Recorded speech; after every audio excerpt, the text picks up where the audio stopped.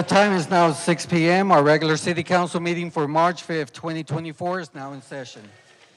First on the agenda is Councilmember Davis will lead us with the opening prayers and to the pledges of allegiance to the flags of the United States and the state of Texas. Please rise. Heavenly Father, thank you for the opportunity to serve the people of our community. As we are assembled here tonight, I graciously ask that you grant our city officials the ability to work together and insight into meeting the true needs of our residents. Help us to listen with understanding and goodwill. Help us to speak with charity and restraint. Help us to act with character and conviction. Provide us with the confidence to do what is good. We thank you for giving us spirit of service and reminding us that we are stewards of your authority. Finally, we ask that you watch over our city employees and keep them safe as they work diligently to serve our residents. In your name we pray, amen. Amen. I pledge allegiance to the flag of the United States of America and to the republic for which it stands, one nation, under God, indivisible, with liberty and justice for all. Honor the Texas flag. I pledge allegiance to thee, Texas, one state, under God, one and indivisible. Thank you, Councilmember Davis. Do have a special announcement. As a reminder, students who are participating in the Hal Baldwin Scholarship are required to sign in on the sheet that's located in the back, and students watching online can receive credit by contacting Sarah Gonzalez at 210-619-1015. Again, that's Sarah Gonzalez at 210-619-1015. We have two proclamations. If I can have the procurement just join me up here by the podium.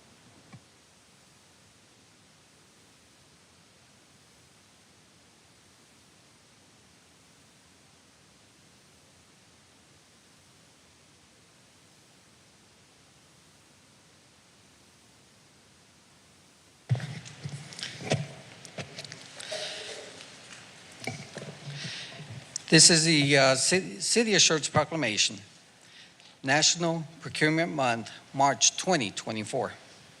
Whereas professional public procurement is crucial to the effective and efficient operation of all governments across the great state of Texas, including the City of Schertz. Whereas public procurement requires specific knowledge and skills, and the City of Schertz Purchasing Department has a dedicated staff of procurement professionals with more than 30 years of combined experience.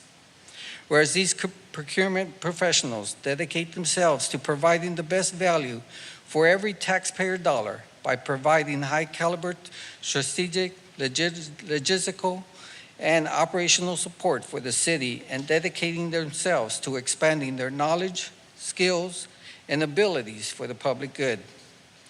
Whereas public procurement has tremendous influence on the economic conditions in the City of Schertz and the state of Texas, and indeed across the United States, with cumulative purchasing power running into the billions of dollars.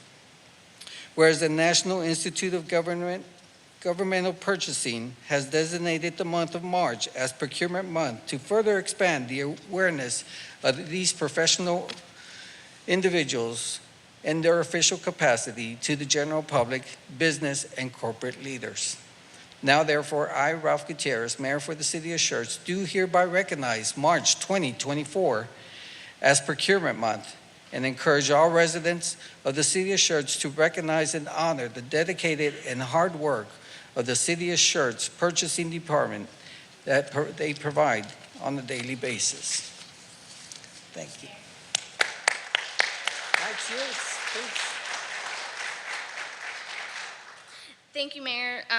Purchasing is a small department, but we have a very big job, and we get to work with every single department every day, small purchases all the way up to capital improvement projects. It's really a pleasure and honor. I'm here with Angela Prone, our purchasing specialist. Nancy Tumlinson, our risk and safety specialist, couldn't be with us this evening, but we just want to say thank you so much for recognizing us. Thank you. Thank you all.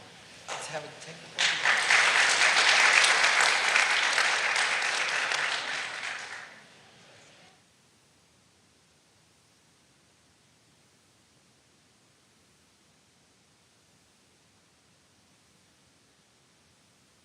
Next, I have the Girl Scouts. Oh my God, we have a big crowd over here. If we can please have the representatives, and girls, come on over here and you can join us.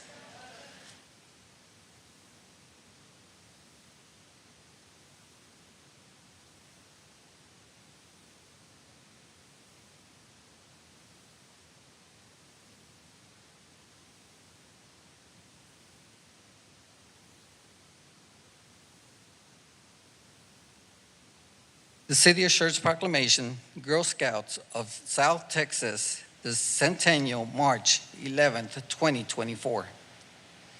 Whereas the Girl Scouts of South Texas celebrates its centennial on Monday, March the 11th, marking a century of building girls' their courage, their confidence, and their character. Whereas Girl Scouts of Southwest Texas has a rich history built by generations of bold women and girls who took the lead and passed on their knowledge and skills to other generations. Whereas today's Girl Scouts stand on their shoulders, on the shoulders of many, using their voices and actions more than ever to make a difference, at home or abroad. The Girl Scouts create the world they want to live in and strive to make it better every single day. Whereas the Girl Scouts of Southwest Texas provide a space for these girls to dream big, be themselves, and find adventure, and they have made a difference in the community for many years. Whereas every girl deserves the opportunity to thrive through its programming, the Girl Scouts of Southwest Texas work to ensure girls in our community know what they can do, putting their minds together and encouraging them to feel empowered and embrace their unique strengths. Whereas our city is better because of the Girl Scouts of Southwest Texas. Now, therefore, I, Ralph Gutierrez, Mayor for the City of Schertz, do hereby proclaim March 11, 2024, to be Girl Scouts of Southwest Texas Centennial Celebration Day in Schertz, Texas. Thank you all for joining us today. Can I have the representative please come on up here? Yes, would you like to say a few words? Mike's yours. We still have Girl Scout cookies if anybody wants to purchase any. Thank you all for your time. We really spend a lot of time with these girls, and we are instilling in them all of the things that you said, sir.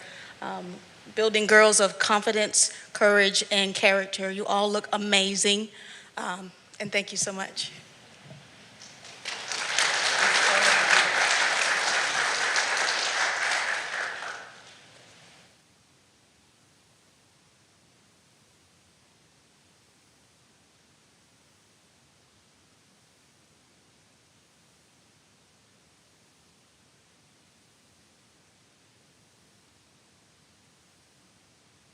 Over here, I want to shake all your hands. Come here.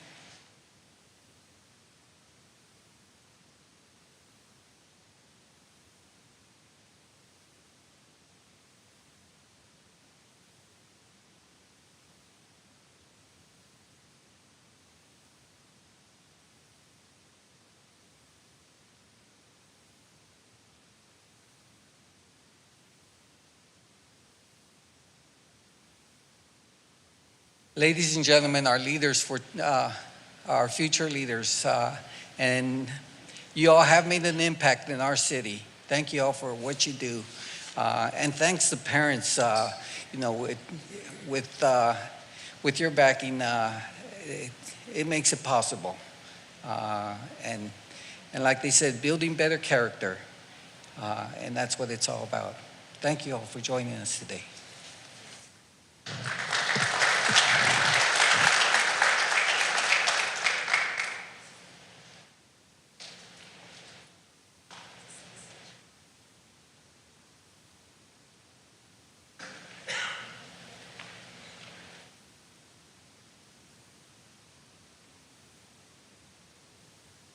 Next on our agenda is the employee introductions. First, we have Animal Services. Good evening, Mayor, Council, Mr. Williams, distinguished staff. I have the distinct pleasure of introducing Ashley Griego, our newest Animal Services Kennel Technician. Ashley graduated McCullum High School. She is a Schertz resident. She has a daughter named Adeline. She has one dog, Ricky, that is a rescue, and she has two cats, Prince and Chloe. I tell you that because she is an animal lover. She enjoys country music, art, and I asked her, including 5-year-olds, and she said absolutely. She decorates cups in her spare time, the drinking cups and jugs. Ashley Griego.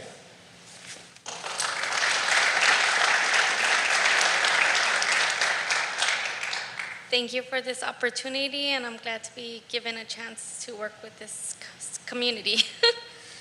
Well, welcome to our team. Thank you. Next, we have from the City Secretary's office.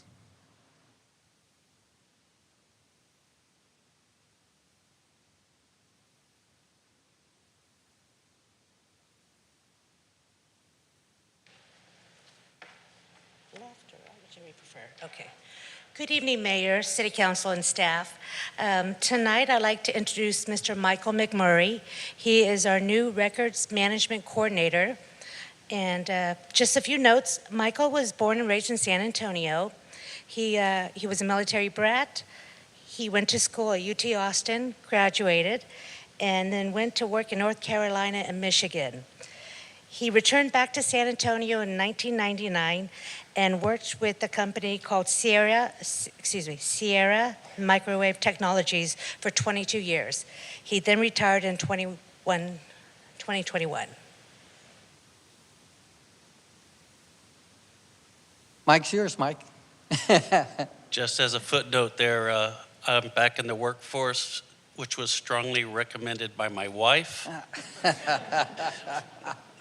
And it's been a pleasure, and I've met most of you, and I appreciate the warm feelings that I get from everybody. So thank you very much.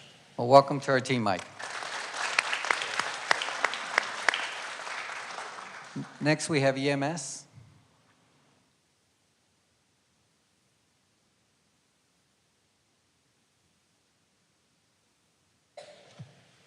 Good evening, Mayor, Council, Mr. Williams. Tonight, it's my honor to introduce to you 3 of our new EMS employees. First is Brent Metzger. He's a full-time EMT with us. He started back in November. Brent was born in San Antonio, but moved to Round Rock as a kid. He currently resides north of us, up between Buda and Austin. He attended the Austin Community College and obtained his EMT certification there.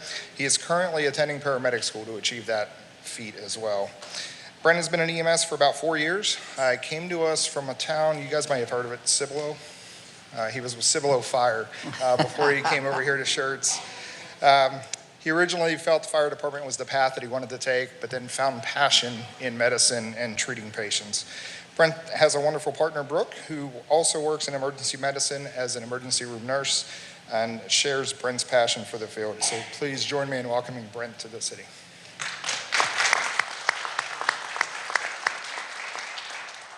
I'd just like to say thanks for the opportunity, and I'm looking forward to everything I can do here. Welcome to our team. Next up, I have Noah Kleinman. He's also a full-time EMT with us. He started with the city on February 26th. Noah spent half of his life on the East Coast and then the other half in New Mexico. So he recently moved here to the west side of San Antonio. He attended the University of New Mexico and has been in EMS now for about 1.5 years. Noah's recently married and is looking forward to planting roots here in South Texas. So welcome to Noah.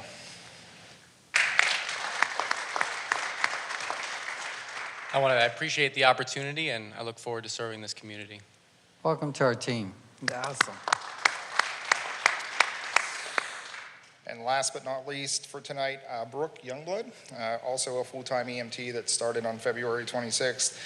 She grew up in a rural town near College Station, but recently moved to New Braunfels. Brooke is currently attending the School of EMS to obtain her paramedic certification. She came to us with about 1 year of experience at Care Flight out of Burleson, Texas. When she's not working, she enjoys riding horses and participating in rodeo. So welcome, Brooke.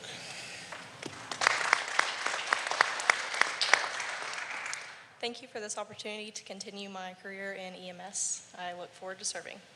Welcome aboard. Awesome. Next, we have the library.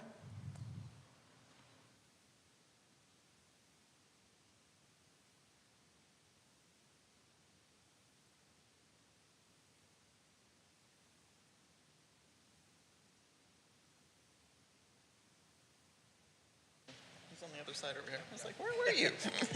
Okay. Good evening, Mayor, Council, Mr. Williams. It is my very great pleasure to introduce to you tonight our newest part-time library assistant, Michael Lescano Jr. He started on February 26th. He was born and raised in San Antonio, attended St. Mary's University, and is a recent graduate from there with a bachelor's degree in English. He's currently pursuing his master's degree in library and information science through the University of Rhode Island. When he's not going to school and not working, he enjoys rock climbing in his spare time, which I also understand is called bouldering. I haven't heard that term before, but I thought that was kind of interesting. He's learning how to play the saxophone, and he loves watching movies and listening to lots of jazz, which I guess is why you want to play the saxophone? Yep. All right, and rock and roll. That's too. So we're very, very happy to have him on board. Thank you. Glad to be serving a wonderful community, and I'm looking forward to meeting more people in the very future. Welcome aboard, Michael. Next, we have the police department.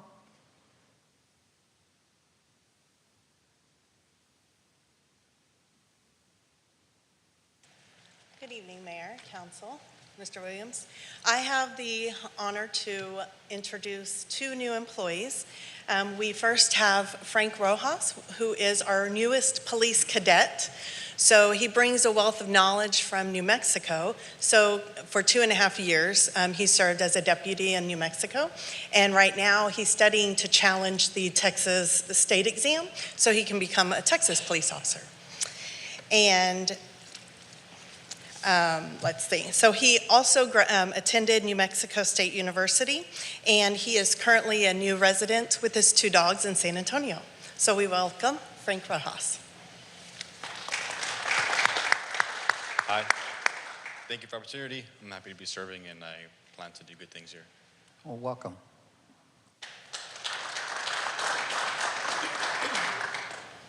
So next we have Richard Hernandez.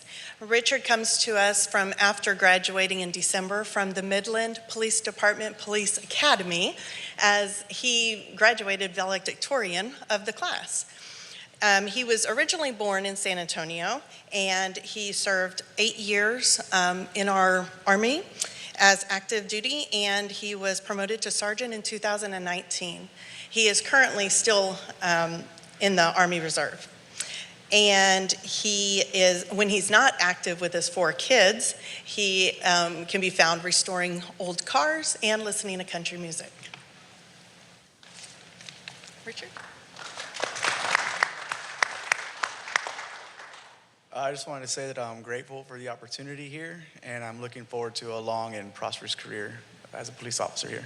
Thank you. Well, thank you all. Thank you all for taking care of our community. Appreciate it. Thank you.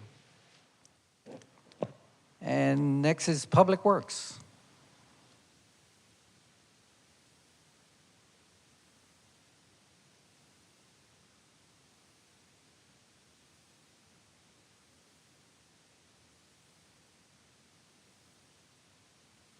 Mr. Mayor, Council, and City staff, I'd like to introduce to you Mr. Rosalio Ruiz. He comes to us with some experience in public works, also with several years' experience with Bexar County Public Works as well. Rosalio's married, has 3 boys, 2 girls, and 7 dogs. So pretty big family there. His first job was a mechanic helper. His favorite part about this job is working with the people with Public Works here. He likes to spend his holidays with his family, getting together and just enjoying the holidays with his family.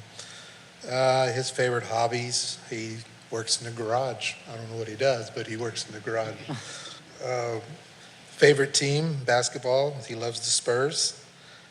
His dream vacation, I think we'd all like to join him, is in Bora Bora. Maybe one day, huh?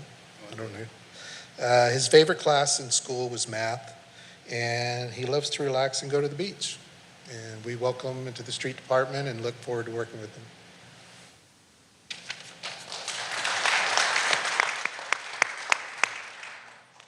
Thank you for this opportunity, and I'm glad to be here.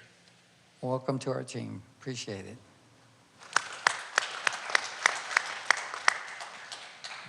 Council, Mayor, I'm going to introduce Angel Alonzo. He's working for the water department. He has a wife and 2 dogs. His first job was with Discount Tire. Angel's hobbies are working on cars and going camping. His favorite part of the job is getting to come back. He left us for a little while and he came back. So, and meeting all the guys he used to know. One of these days he wants to take a vacation to Alaska and see the Northern Lights. Say anything? Just want to say thank you for the opportunity.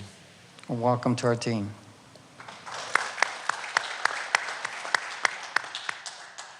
Next, I have Derek Jones. Derek is married and has 2 kids and 2 cats. His first job was an Apache chief in the Army. His favorite part about this job is being home every day. Derek's favorite holiday is Halloween because he likes to decorate for it. He likes creative writing and likes to relax at home with his family.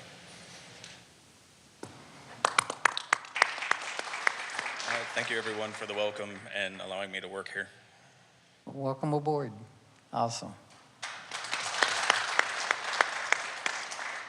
Next is Robert Sean. Robert is married, has 3 kids and 4 dogs. Robert's first job was with Domino's Pizza. So far, he likes the city, likes the schedule. His favorite holiday is Veterans Day because he's an Army vet. He likes history, and one of these days he'd like to vacation in Ireland. Thank you for having me on the team, and it's a pleasure to be here. Well, pleasure's ours. Thank you for your service, too. Thank you. All right, we'll move on to city events and announcements of upcoming events. Mr. James? Thank you, Mayor. The first is that this Saturday, March 9th, we have a nature discovery series, Discover Rocks, and that's at Crescent Bend Nature Park, and I can attest that there are rocks out there to be discovered. That's from 9:30 to 11, and then our next council meeting is Tuesday, March 19th, here at 6 p.m. in council chambers. That was quick. All right, announcements and recognitions by our city manager, Mr. Williams. Thank you, Mayor. So we had the Give Where You Live, Clean the Creek event was held Saturday, February 24th, and we had approximately 125 volunteers and staff that cleaned areas around Cutoff Park and 1518 and a portion of the Crescent Bend Nature area, removing about 12,000 pounds of trash and debris from the Cibolo Creek watershed. Our event was sponsored by Republic Services and CCMA and the San Antonio River Authority. We also, the city hosted its annual Kick Cancer 5K pep rally on Saturday, and this past March 2nd, and it brought out 583 registered participants, which circled around Pickerel Park a few times, and I think my legs are still sore from walking around that thing 3 times. But SCUC had a great turnout with 347 registrants, and the Pascal Patriots team brought out the largest group with 131 runners. The Clemens Drumline and the cheer team pumped up the race energy, and then Orange Theory got us going with a little warm-up before. And all in all, the $10,000 was raised for this year's event, which will go to UT Health San Antonio, MD Anderson Cancer Center to help in their research. And that's all I have, Mayor. Thank you. Thank you. Announcements and recognitions by the mayor. I just want to say thank you to our staff for the kick cancer. That was big turnout, and thank you to the participants and those that came out to support the event. We really do appreciate it. We are making strides with cancer. But there's still a lot of work that needs to be done, and the funds are needed to get that accomplished. Thank you all.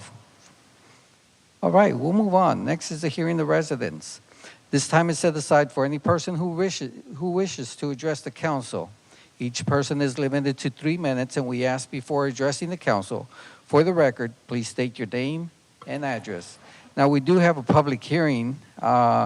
There's 2 public hearings, so you have a choice. You can speak during the public hearing or the hearing of residents, or your choice. You can speak at both. The option is yours. So, Mayor Pro Tem, please call our first speaker. Daniel Jameson.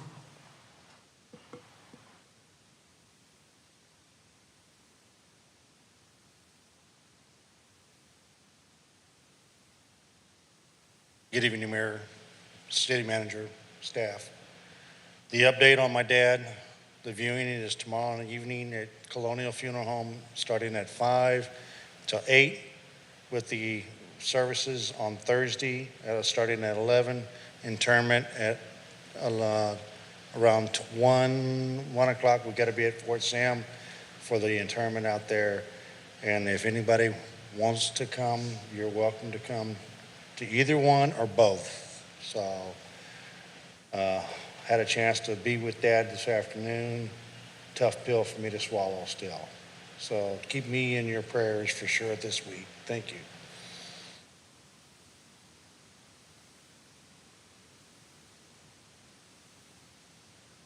Next, we have Stephen Garza.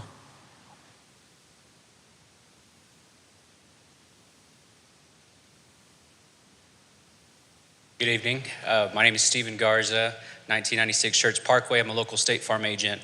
I'm here with the Chamber's Leadership Corps program, and I'm just here to observe. So thank you.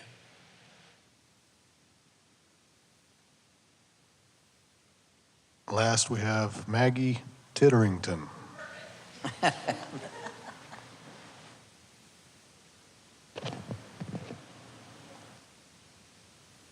Good evening, Council. It was perfect. A lot of things going on in March. We have our chamber luncheon on the 19th, and we have the Better Business Bureau who is coming to speak about avoiding scams and fraud, especially right now with all the AI things that are going on, which is a good thing, which is a bad thing. Believe it or not, a lot of the scams going on have to do with AI, impersonating voices and doing things like that. So he's going to touch on that. Jason Meza, that is on March 19th. Also, on the 21st, we are officially cutting the ribbon on Candlewood Suites. That'll be at 10 a.m., and we're very excited about that. On the 22nd of March, we have our coffee at the Chamber. It's going to be one Friday earlier because the last Friday of the month, as you all know, is Good Friday, and so we will be closed. I'm sure the offices will have shorter hours for the city. Also would like to let all the community know is we are having our shred day. We've been getting a lot of calls about this, and our young professionals group Hyper is doing the shred day on March 30th from 9 to 12, and it is free, but we always suggest a donation of $5 because we're always raising funds, and this year they have chosen to benefit the SCUC Education Foundation. So residents can bring up to 5 boxes of shreddable goods. Stephen, electronics too? No electronics this time, okay. They usually have 2 shred days, and maybe we can get the electronic shredder for the fall, but that is from 9 to 12. It'll be at the chamber offices in Schertz, and again, that is on March 30th. And one last little note, wanted to thank the mayor and Councilwoman Gibson for coming out for the unveiling of the plaque for Clemens. Go Buffs! For their plaque of historical designation. It was a great ceremony. It was quick, but just really appreciated y'all taking time out to be a part of that, as well as the Samuel Clemens history class who came out also to our meeting on Thursday night. We had a pretty full room, but anyways, thank you so much for taking the time. Thank you, Maggie. All right. We'll move on. Next is consent agenda items are considered self-explanatory and information packets are provided to council and available for public viewing. These items require no separate discussion unless requested by council. Item number 1, minutes. Item number 2, resolution number 24R25. Item number 3, resolution number 24R27. And item number 4, resolution number 24R28. Council, do any of these need to be removed for separate action? If not, do I have a motion to approve consent agenda items 1 through 4? Second. Who was the motion by? Oh. Motion made by Councilmember Watson and second by Councilmember Brown. All right. Any other comments? If not, please cast your vote. We can publish the vote, please. We have 6 yeas, no objection.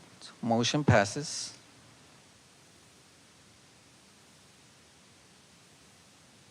All right, we'll move on. Item number 5, resolution number 24R29, approving fire station number 4 construction manager at risk. This item has been requested to be postponed to our next meeting, so we'll move on to our public hearing. Item number 6.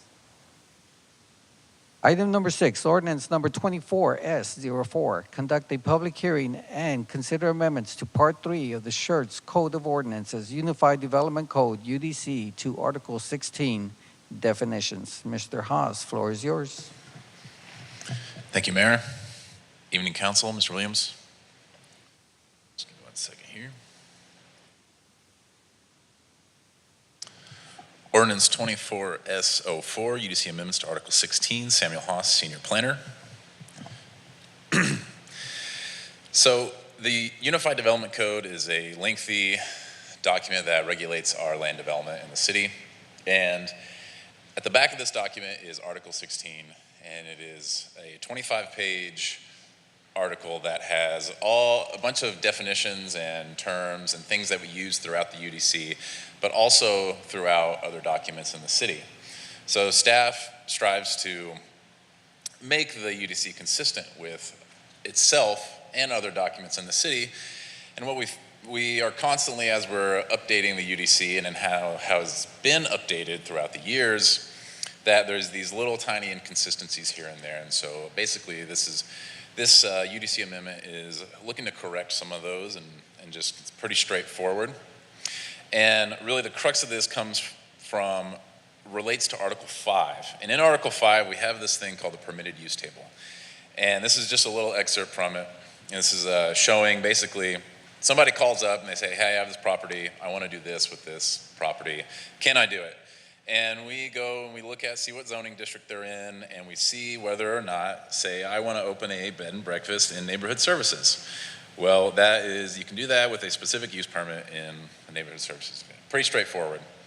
So what we found is that there were terms in this permitted use table that had no definition in Article 16. And that opens us up to some issues, which I'll kind of touch on later. But everything that we're adding on was in the permitted use table, but not in Article 16. So we felt like we should probably put some definitions in there.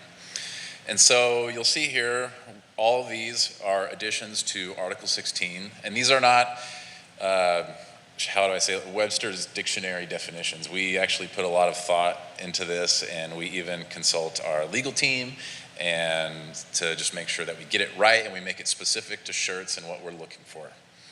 So these are also some additions you'll see here. And Planning and Zoning at the meeting had a request to change the pet store definition. I can kind of touch on that later if you'd like. There was also things in Article 16 that are no longer used in the Unified Development Code.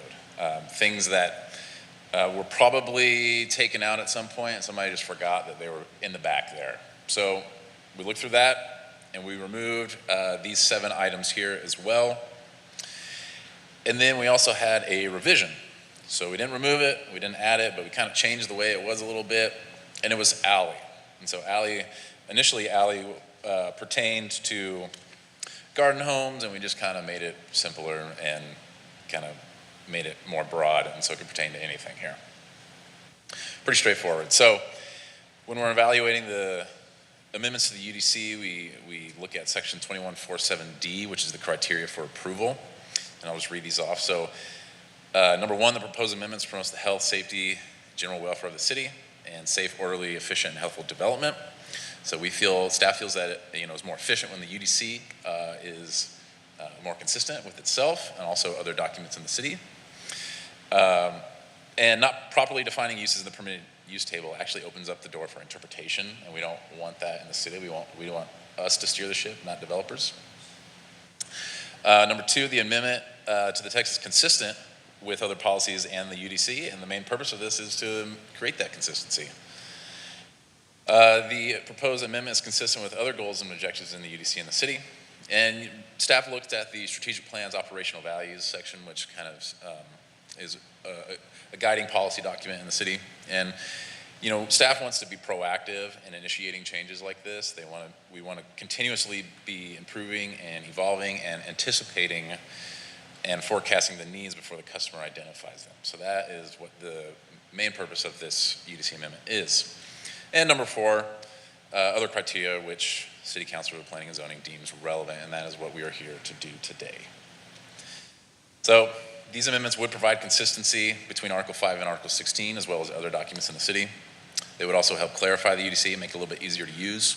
Staff is recommending approval to these amendments as proposed and discussed, and the Planning and Zoning Commission met on February 7th, 2024, made a recommendation of approval with condition that the pet store definition be modified with a 7-0 vote. That's all I got.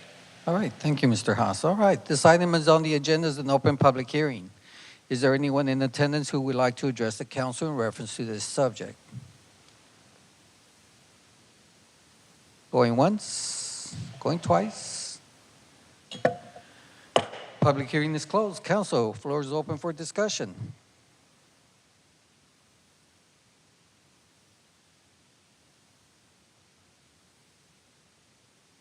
Councilmember Westbrook. So you said you had a lot of input into it. You had the city attorney's office. You had, basically what I'm getting around to, it's all of your definitions were consistent, especially hazardous waste.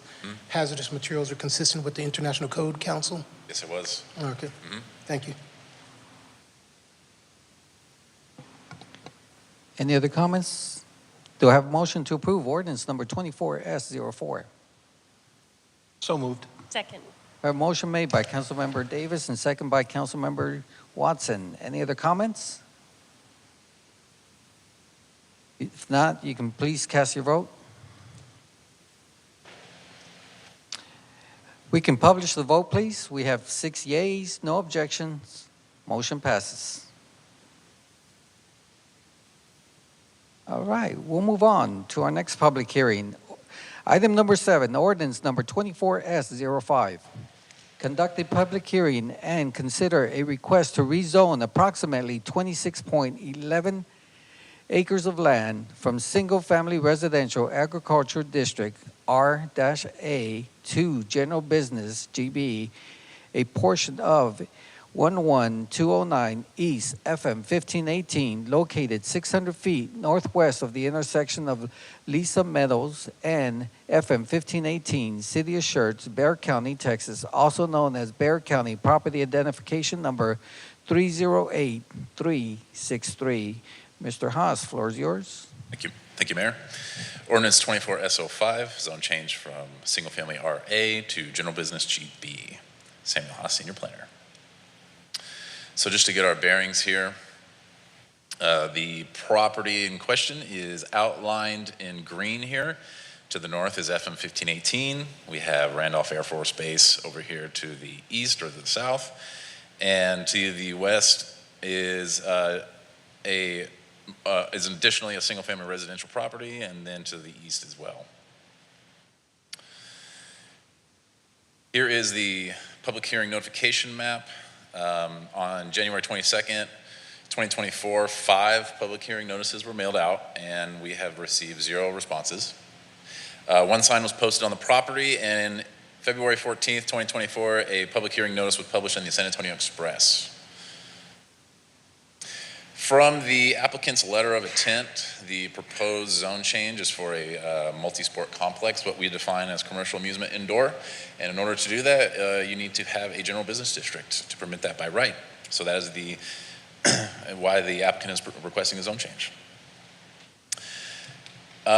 So again, UDC has specific criteria for approval, and this is for zone changes, and this is located in 2154D. And number one is whether the proposed change is consistent with the policies of the comprehensive land use plan and the future land use map. So the future land use map has this property designated as air installation compatible. And it's a pretty vague land use designation and doesn't really have much in terms of what's allowed. It basically just tells staff to analyze and make recommendations as they come in. And so we sent a letter to JBSA, and they came back stating that they have no objection to the rezone as long as the developer maintains a 20 to 30 foot clear zone. So in that sense, staff feels that this is compatible with the comprehensive land plan. Number two, whether the proposed zone change promotes the health, safety, general welfare of the city and safe, orderly, efficient, healthful development of the city. So staff looked at this proposed zone change through the lens of what is going on at 1518 and how the 1518 is being widened by TxDOT right now. It's going to have a 120-foot right-of-way.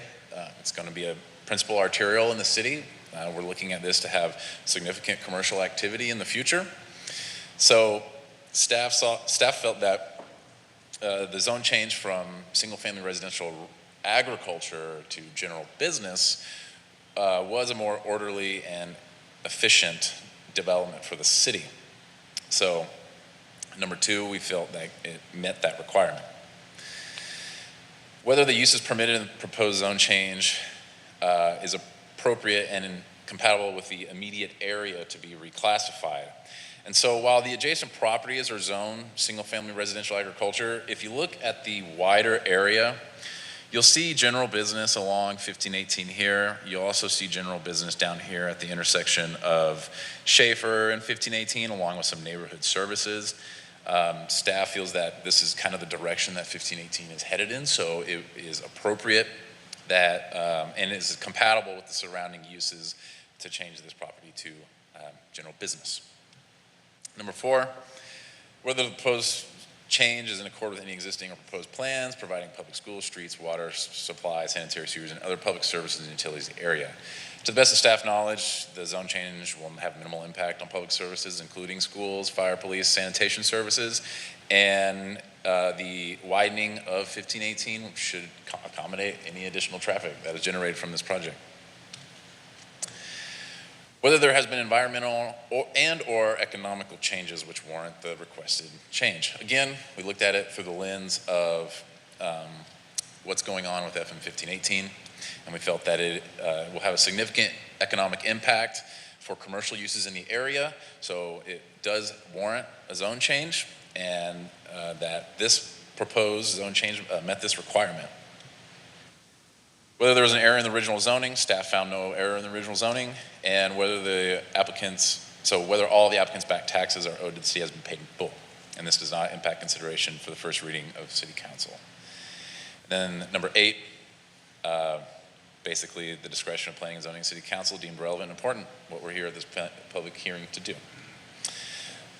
So the proposed zone change meets the requirements set forth by the UDC. It's consistent with the comprehensive land plan, and staff feels it is compatible with the surrounding land uses in the direction of the corridor. Staff is recommending approval of the proposed rezoning to general business district, and the Planning and Zoning Commission met on February 7th, 2024, and made a recommendation of approval with a 7-0 vote. All right, thank you, Mr. Haas. I see the applicant is here. If the applicant like to make comments, mic's available.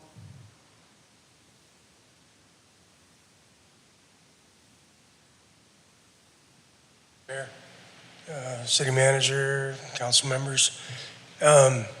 We worked extensively with Brian James and all the staff members, kind of looking at the best use of the property and what was really going to feed back into the community. Our daughter's playing competitive volleyball, so when when it addresses multi-sports. That's kind of how this started. Right now, the competitive team practices on commercial over by Ponderosa. No air conditioning, court's too small for a full-size game, and they're basically out of space. So there's a requirement for the girls in place. We may have another requirement that obviously we talk about later, but it seems like for the younger kids and competitive kids, there's plenty of opportunity to look at growth in properties like ours where it's really limited on what you can and can't do based on the existing infrastructure, 15-18 growth, and the thoroughfares. And if they show up for their workouts and they're in and they're out and they're gone, a lot less traffic than kind of what we see day in and day out, just trying to get out of my driveway. So staff's been great. Everybody's given us the appropriate input on, where we need to go next. But really it was what's the best value added to the city and the community. And for this initial step, this was it. Volleyball's got an immediate need. They've really kind of outlived their usefulness at that one space just because of the inability of the space to support what they're trying to do. National tournament's coming up this year. Looks like this will be the first time that the girls actually send a team in our age group. So it should be an interesting year. And I can answer any questions for anybody or. Well, we'll open up to the public, and then we'll have council ask any questions they might have. Certainly. All right. Thank you, Mr. Del Toro. Okay. All right, this is on the agenda as an open public hearing. Is there anyone in attendance who would like to address the council in reference to this subject? Going once? Going twice? Public hearing is closed. All right, council, floor is open for discussion. Councilmember Brown. Yeah, I realize you said just general volleyball and whatnot. About how large of a facility are you looking at getting in there? 2, 3, 4, 5 courts, or?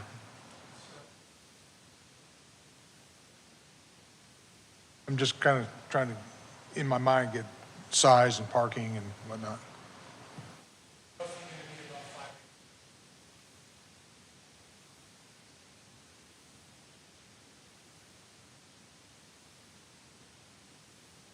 Yeah.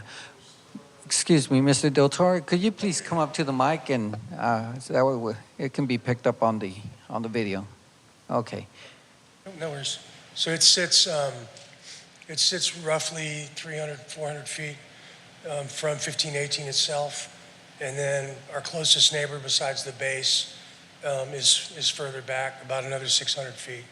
So there's plenty of space right there as far as, encroachments or inconvenience to any of the neighbors. I'm not worried about that more, so I'm just kind of in my mind about how big of a facility it's going to be right there next to the base off of 1518.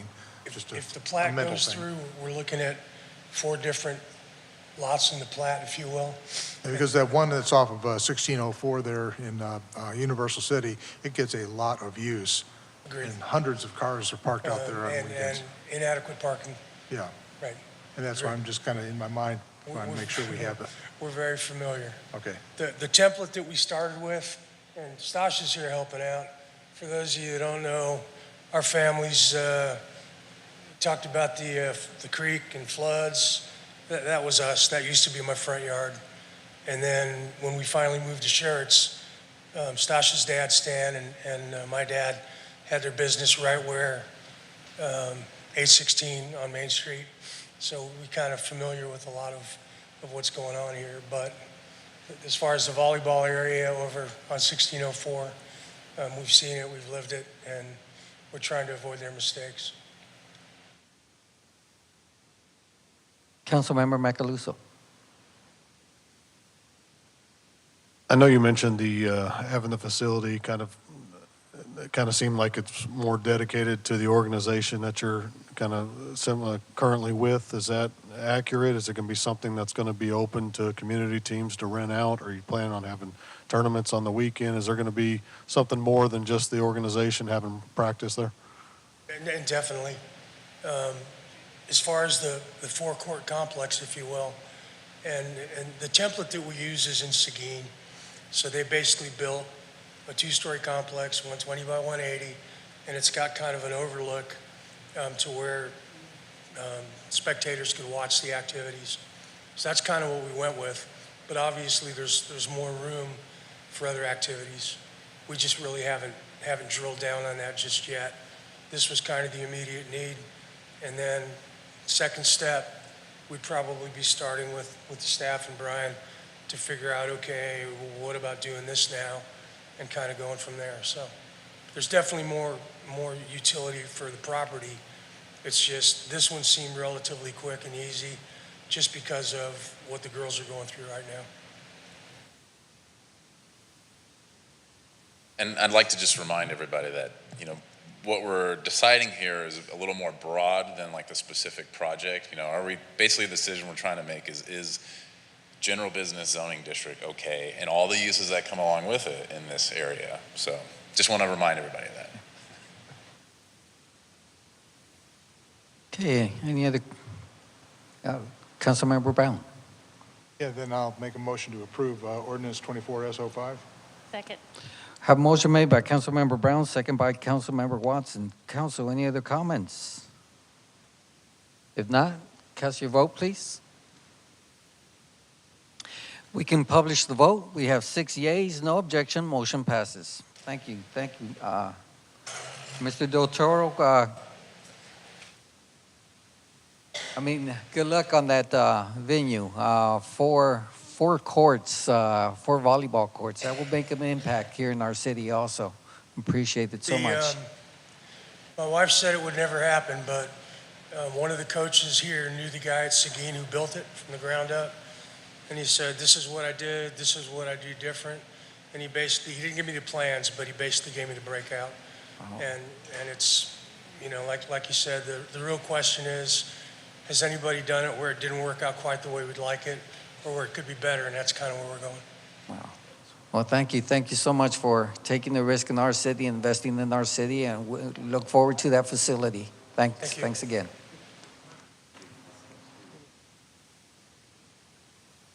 All right, we'll move on to item number 8. We have Schertz PD T Code 2023 racial profiling report. Chief, floor is yours.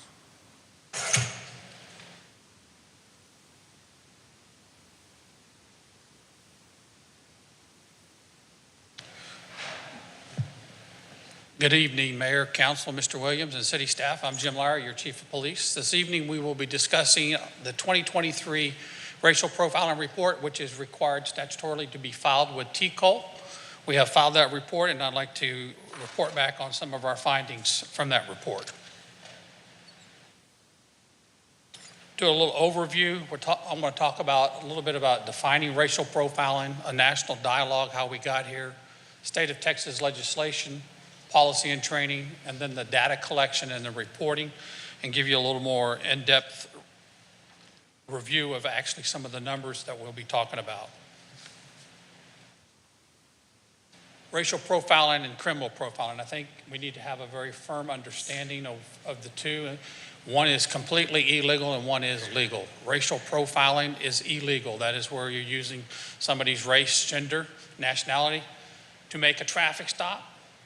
It's against the law. Racial profiling is where you have criminal intelligence, information from a witness that says specifically that there's a white person, Hispanic, black, that's involved in a crime, and you're using that as a witness to locate a criminal. You're allowed to do that, and that is completely legal. So again, you have racial profiling and criminal profiling.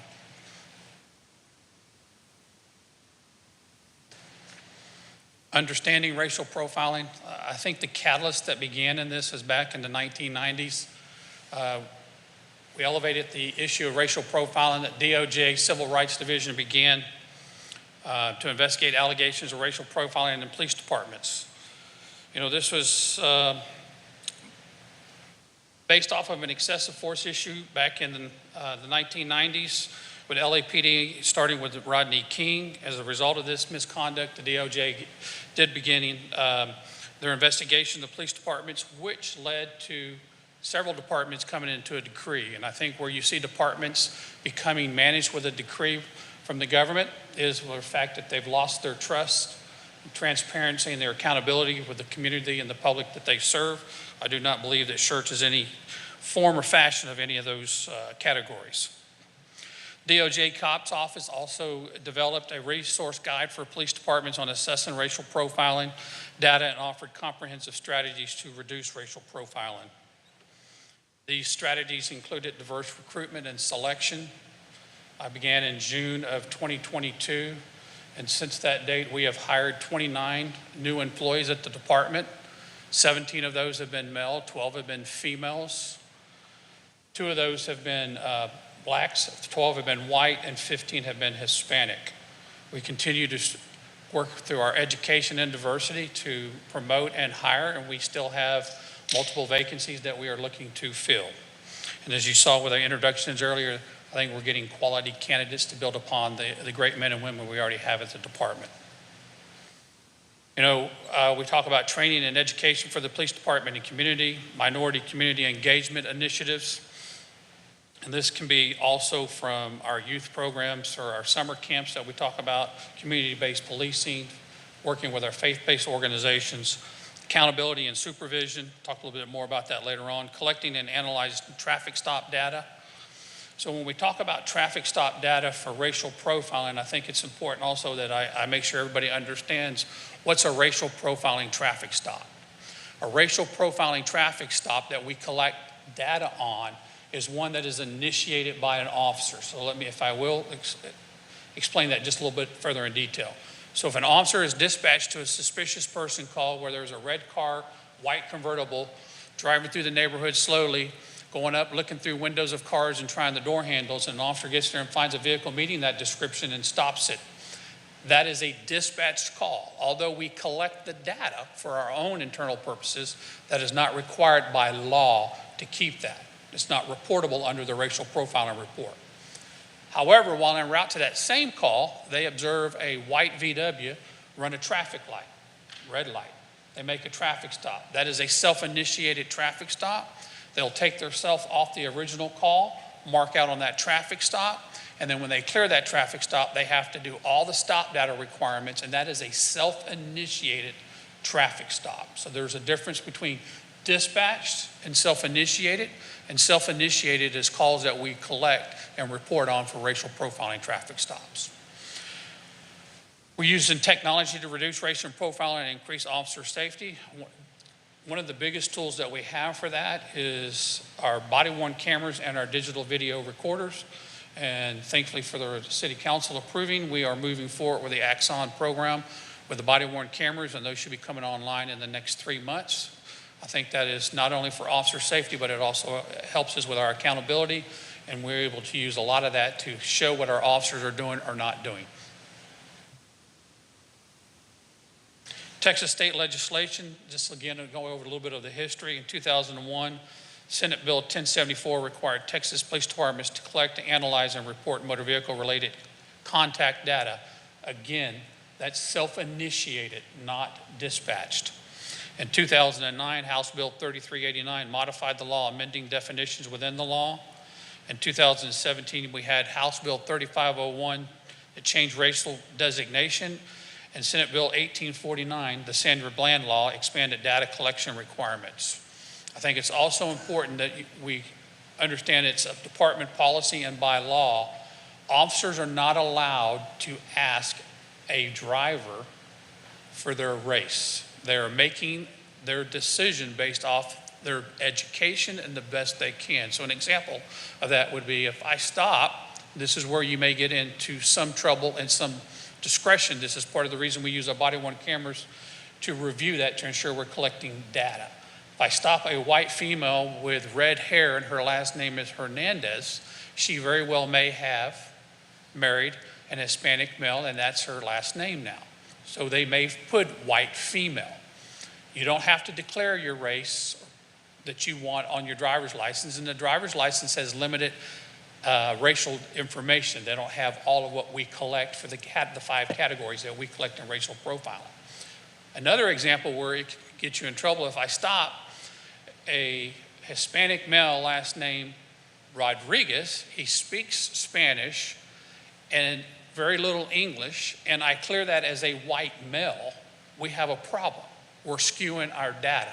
So that's what we do in our monthly audits also, is to make sure our data integrity is maintained. So it's important that we have these monthly audits to help us do that. And that's just one of the processes we do by leveraging technology to ensure that the data that we do collect is verified and vetted. Schertz PD policy and training. As a police department, we're committed to constitutional policing and protecting the civil rights of all people. Police officers are prohibited from engaging in racial profiling in any police contact, seizure, and forfeiture. I think it's important that we stay ahead of this, and it's not just because it's mandated by law for the traffic stops, but we also should be looking at this when we talk about seizures and forfeiture. Are we showing a disparity when we start having these incidents occur? And we want to make sure that racial diversity is not an aspect of why we make a decision to have a seizure or forfeiture. Police officers attend mandated TCOL training that includes racial profiling and cultural diversity. You know, we are currently carrying 64 TCOL commissions in the department. We have 53 of those commissioned officers are currently carrying an intermediate or higher certificate with TCOL. What that means is additional training and education to get to that level. And we actually have 30 of those officers that maintain a master's peace officer's license through TCOL, which is the highest level that you can achieve as a peace officer in the state of Texas. Officers are required to enter disposition codes for all traffic stops. This is where you need to know the street, the reason for the contact. Did you know the race of the person before? Did you do a search? Any contraband found? And we'll talk about contraband and searches here in a little bit also. Shift supervisors are required to conduct monthly audit reviews of the officer's digital video recorder and body-worn camera. Also, we are required to have a policy in place, and we meet that requirement, that says that we will investigate complaints of racial profiling. In the calendar year for 2023, we did not have a single complaint for racial profiling. If we do get a racial profiling complaint, that is not worked by an immediate supervisor. That actually goes to internal affairs, and we have a formal investigation until we have a finding on that complaint. So we get into some numbers here. As you look at this, I know the slide looks busy, but again, as I was talking about, police officers made 3,864 traffic stops last year. Again, that is racial profiling traffic stops. There are some that are going to be minimal beyond that, but in 2022, we had 5,965. 2021, we had 4,836. You see the numbers, 2020, 6,845. 2019, 9,485. The obvious question is, why are our traffic stops going down? I believe part of it is to do with COVID. Some of it has to do with the defund police movement. Officers are getting back into the stage. I believe also that a lot of it was due to our staffing for last year. We are moving strides ahead with our hiring of personnel. I feel comfortable in predicting that our traffic stops will increase next year. Will they get to the level of 2019? I don't believe so, but our traffic stops still will increase. The traffic stop is still the #1 tool for police officers to make felony arrests, drugs, guns, known offenders, get them off the street and make our community safe for public safety and for traffic safety. So if we look at this on all traffic stops, what we have here and the categories for our race, we've broken up those traffic stops, the number of traffic stops with the percentages as you see them. The highest level of traffic stops was made with whites at 49.46%. And then the next diversity group would be Hispanic at 29%. The next block to the right has to do with citations. So there were 4 citations issued from somebody that was Alaska Native American or Indian. So that was a 25% ratio of those that were stopped that actually got a ticket, and I broke it down for the rest of the races through that. So our Asian Pacific Islander had 35%, blacks at 29%, whites at 30%, Hispanic was at 35%. There are no glaring disparities in there. You're going to have differences. And then we also may have some differences with minutia in there. Our racial profiling report also changes that we are required to report use of force resulting in an injury, not only to a suspect, but to an officer. So I'm proud to say that in 2023, out of the 3,864 traffic stops, we only had one use of force where there was an injury, and that was to the suspect, and it was a white female. We had no other injuries to the officer or our suspects that were stopped. So the gold standard for really determining it's not necessarily the number of traffic stops you make in a race or the number of citations. What I'm going to demonstrate here, or hope to demonstrate to you, is what we call hit rates and enforcement rates. So what we're talking about here is when we start searching, when we stop a car, because what you'll find out is that 98% of the cars we stop, we don't know who was driving the car. We don't know the race of that person that stopped the car. So if that's true, then what's the other determining factors? So what our legal scholars are telling us, and this has been the standard for the last 10 years, they call it a hit ratio enforcement. So if you find somebody and you stop them and you find contraband, and contraband can be into 6 categories: drugs, currency, weapons, alcohol, stolen property, or other. And other, let me just give you an example. Bolt cutters. Normally, bolt cutters are not illegal. But if I stop somebody at 2 in the morning and I catch them cutting a lock on the fence and trying to break into a business, those bolt cutters become a criminal tool. So that is other contraband at that time. It's a criminal instrument. So once you find contraband, then the next decision is then you have to assume that the officer knows, one is that it was contraband and that you have an offense. And then if they were arrested after that. So what we're showing here is we had 159 traffic stops where a search was conducted. In those 159 searches, 115 of those we found contraband. And then that's your hit ratio right there, and we'll go to our next slide here in a second. But before I do that, I'd like to tell you as council what the #1 contraband item is that we're finding on the streets in the city of Schertz.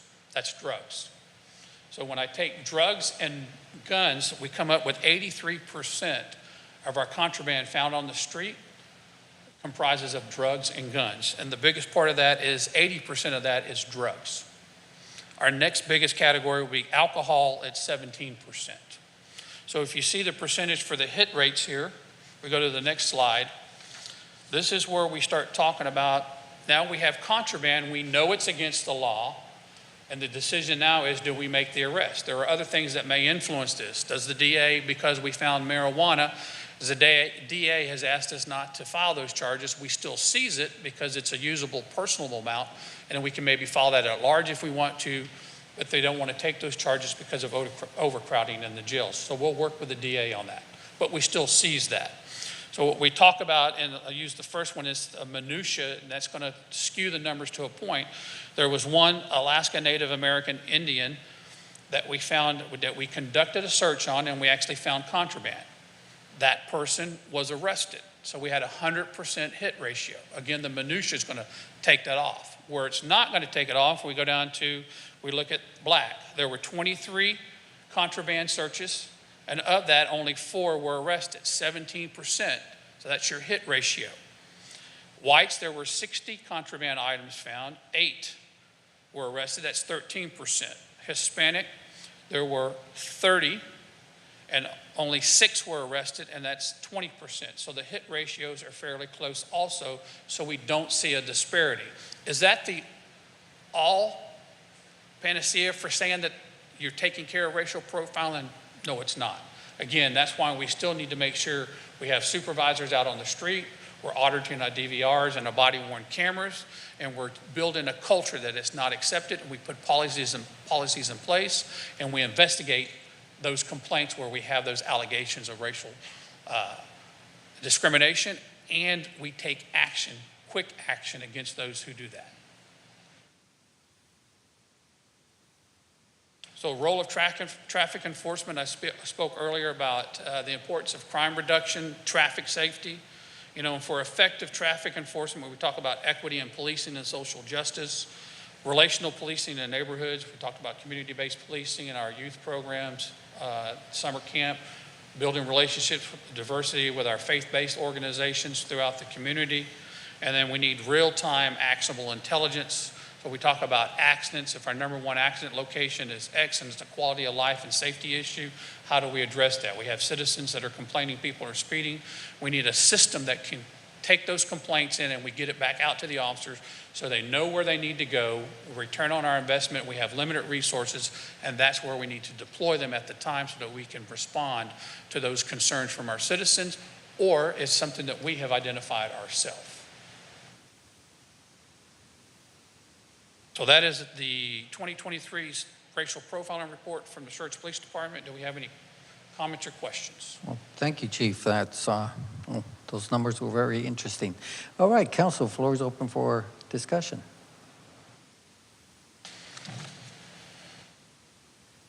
I see none, but Chief, if you can go back to slide number 8. Councilman Westbrook, you have questions? No questions, but on the very last slide. Yeah, that one right there. So after 12 years in the school district, I can try to tell you that's first bullet point up under effective traffic enforcement, equity in policing, and social justice. I've had some of the some very bright people try to explain equity and try to justify social justice. Those are trigger words to me and probably some of the other people in this community. Trying to define equity, generally speaking, at least the way I've heard it, is focusing on outcome, and sort of using the word equal is sort of focusing on opportunity. I don't know how you're using it there. I'm just sort of saying those are words that, anyway. And then social justice, that has a, depending on which segment of society you're in, that has a, be very positive or very, very negative social justice, because it's, even in the fire department, we're still trying to, how to say it, use those words correctly. And so it's just a comment. It's nothing more than that. I'm not sure anybody can ever, if you ask 20 different people what equity means, you'll probably get 22 different answers. Yes, sir, and duly noted, and I can expand on that if you'd like me to. No, that might, no. Thank you, though. I appreciate it. All right, let's go back to slide number 8, I think it was. You know, the traffic stops, you indicated that, you know, we see that it's the numbers are going down, but that's just those are just the traffic stops. And I don't want the community to think that, you know, we're doing less work, because the number of calls has probably increased. We're just talking about the traffic stops here, but not the number of calls. Am I correct? That is correct. So calls for service are a different data set than from traffic stops. And we publish our monthly stats for the NIBRS crimes, for property crimes, vehicle thefts. That's all in there for a monthly report. Okay. So I just want to make sure that, to clarify that point, and, you know, the decrease could be because our citizens are obeying the law. Well, that absolutely can be one of the reasons that you don't. And again, we're asking for self-compliance. And if you're having self-compliance, why do you want to stop somebody? Exactly. If we go to the next slide, let's see. Next one, please.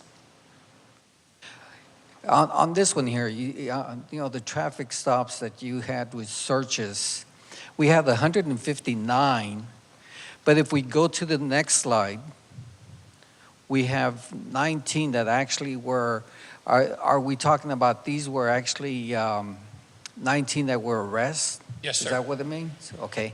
So even after we found contraband on 115 of those searches, only 19 were actually arrested from that. Yes, sir. All right. Again, our number one contraband was drugs. Was That's drugs. low-level marijuana. And depending on the amount, then the decision will be made whether or not the district attorney will take action there, if I understand that correctly. That is correct. And again, I want to emphasize, when we find an illegal contraband, narcotics, marijuana is that. You don't get a chance to drive away from it. We will seize it. All right. Now, I think our community, our community should be very proud of all the work that you have done here. As you can see, the numbers have decreased. The number of calls have increased. And these numbers really show that we are not targeting anyone in particular. We are making appropriate stops based on the situation that our police officers encounter. Yes, sir, and I call that high-quality traffic stops. We can always go out and find, the typical term would be a fishing hole. I can find a stop sign, but is that really addressing my crime? If it's in a neighborhood that's not experiencing any crime or burglary of motor vehicles, I need you out where we're experiencing the crime, because that traffic stop has a correlation to addressing crime in that area. No, thank you so much, Chief. Thank you, and all the staff. Appreciate it so much. Council, any other comments? Thank you very much. Have a great evening. Thank you, Chief.